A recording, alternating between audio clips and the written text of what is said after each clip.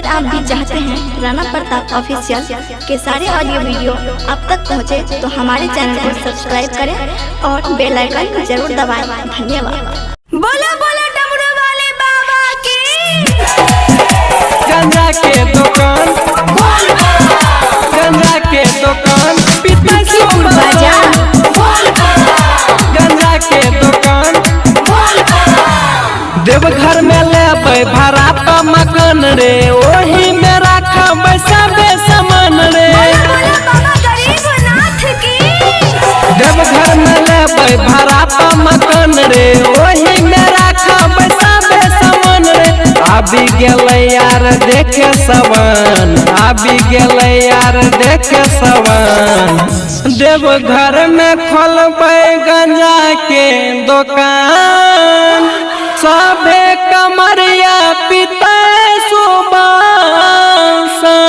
देवघर में खोलबै गंजा के दुकान, गंजा के दुकान, सबे कमरिया पीते सुबास। देवघर में खोलबै गंजा के दुकान, गंजा के दुकान, सबे कमरिया पीते सुबास। गंजा के दुकान पीते सुबास। देवघर में गंजा के दुकान,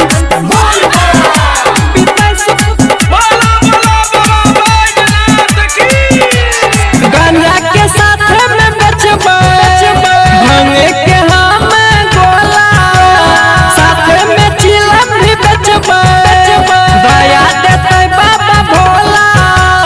देवघर में खोलबै गंजा के दुकान, गंजा के साथ में बेचबै भांग के हम गोला, साथ में चिलम भी बेचबै, दया देते बाबा भोला।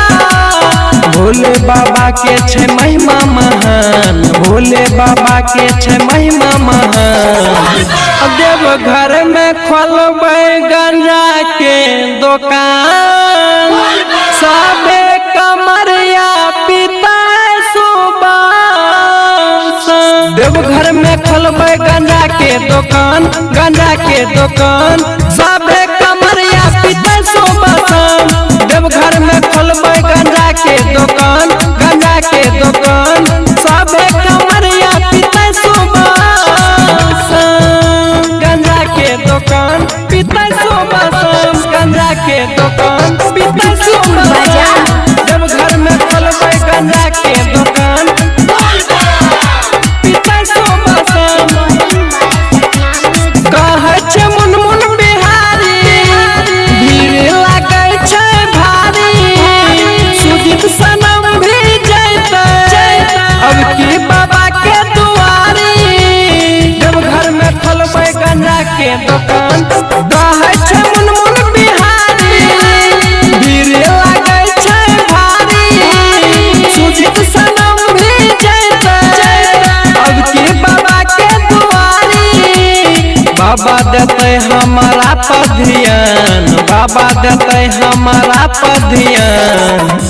देवघर में खोलबै गंजा के दुकान, सबे कमरिया पीते सुबास। देवघर में खोलबै गंजा के दुकान, गंजा के दुकान, सबे कमरिया पीते सुबास। देवघर में खोलबै गंजा के दुकान,